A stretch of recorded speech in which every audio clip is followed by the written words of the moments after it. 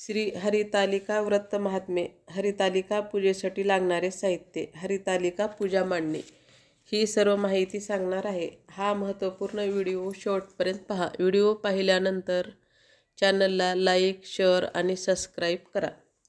कोणतेही व्रत पूजा पाठ करायचे म्हटले की ते का आणि कशासाठी करायचे, त्याचे फळ काय, हा प्रश्न अगदी स्वाभाविकपणे आपल्या मनात येतो. श्री हरितालिका व्रतपूजा हे एक असेच व्रत. खरे तर गेली अनेक वर्ष आपल्या माता भगिनी हे व्रत करीत आले आहेत, आजही करीत आहेत आणि पुढेही त्या करतच राहतील. कारण सौभाग्यप्राप्ती, सुख समृद्धी, वैभव, धनसंपदा तसेच सौभाग्यवृद्धी करणारे, पतीला दीर्घायुष्य देणारे असे हे व्रत आहे. ज्या माता भगिनी हे व्रत श्रद्धायुक्त अंतकरणाने, भक्तिभावाने आणि निष्ठापूर्वक करतील त्यांना ह्या सर्व गोष्टी प्राप्त होतील, असा अक्षय मंगल आशीर्वाद माता पार्वतीने ह्या व्रतास दिला आहे. हे व्रतपूजन भाद्रपद शुक्ल तृतीयेला केले जाते.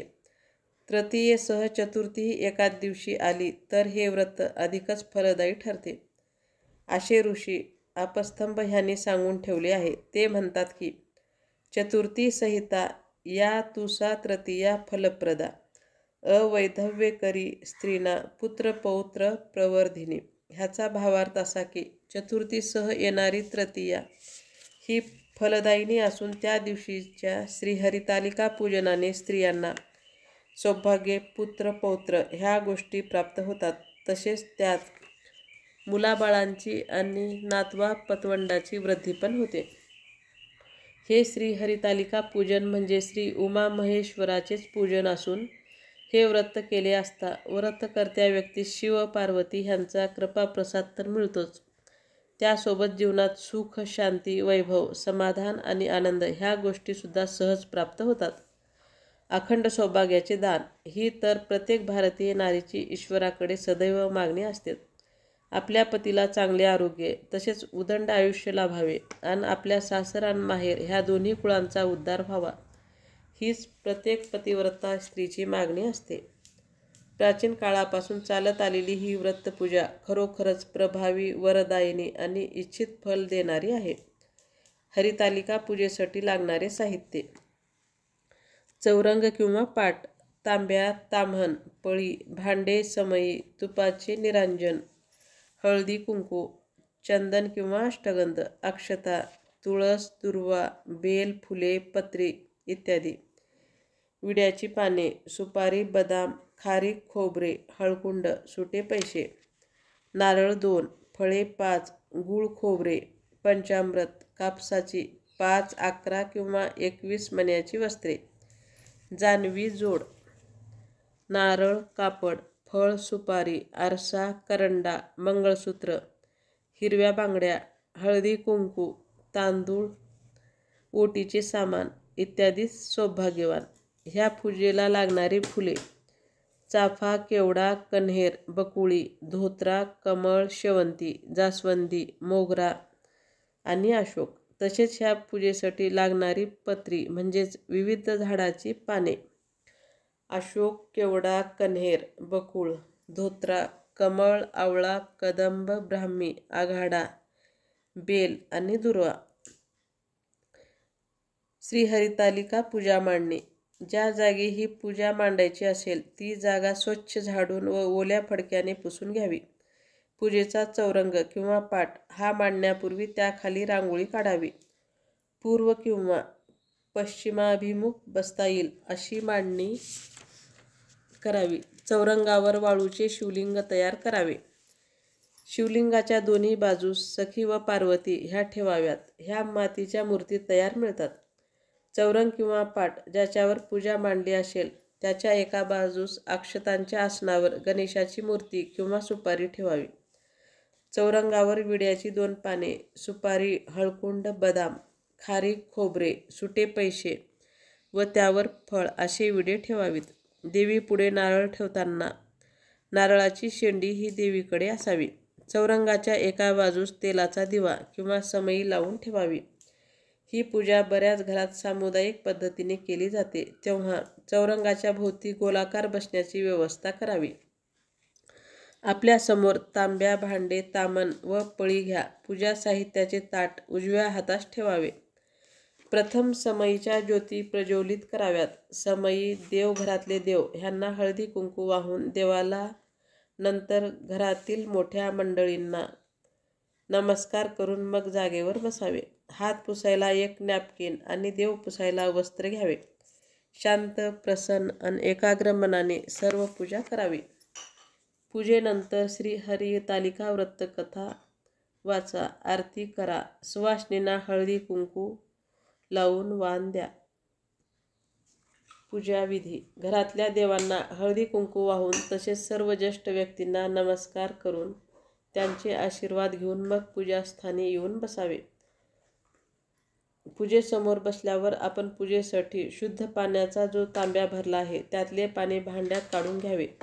त्या भांड्यातले पाणी पळीने उजव्या हातावर घेऊन पुढे घेऊन आचमन करावे. ओम केशवाय नमः, ओम नारायणाय नमः, ओम माधवाय नमः. आचमन झाल्यावर ओम गोविंदाय नमः असे चौथे नाम घेऊन हातावर घेतलेले पाणी ताम्हणात सोडावे. हात कोरडा करावा. मग नमस्कार करून पुढील नामाचा उच्चार करावा.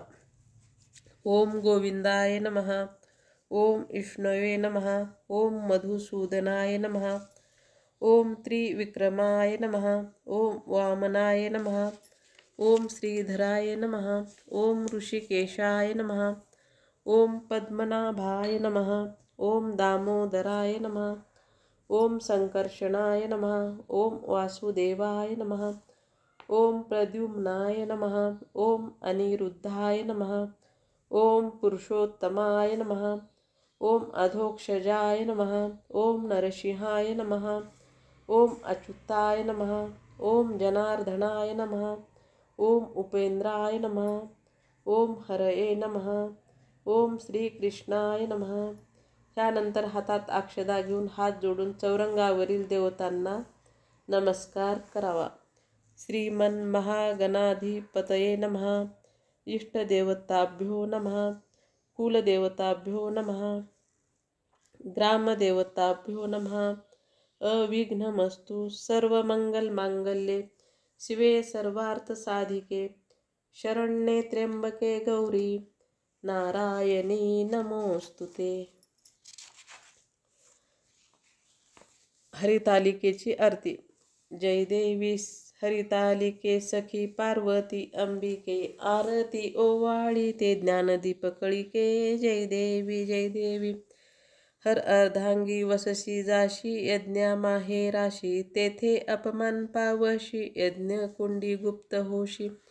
जय देवी हरितालिके सखी पार्वती अंबिके, आरती ओवाळी ते ज्ञानदीप कळिके. जय देवी जय देवी. रिघशी हिमाद्रीच्या पोटी, कन्या होशी तू गोमटी. उग्र तपश्चर्या मोठी, अचरशी उठाउटी. जय देवी हरितालिके सखी पार्वती अंबिके, आरती ओवाळी ते ज्ञानदीप कळिके. जय देवी जय देवी. तप पंचाग्नी साधने, धूम्रपाने अधोवदने, केली बहु उपोषणे शंभू भ्रतारा कारणे. जय देवी हरितालिके सखी पार्वती अंबिके, आरती ओवाळी ते ज्ञानदीप कळिके. जय देवी जय देवी. लीला दाखविशी दृष्टी, व्रत करिशी लोकांसाठी, पुन्हा वरिसी दुर्जटी, मज रक्षावे संकटी. जय देवी हरितालिके सखी पार्वती अंबिके, आरती ओवाळी ते ज्ञानदीप कळिके. जय देवी जय देवी.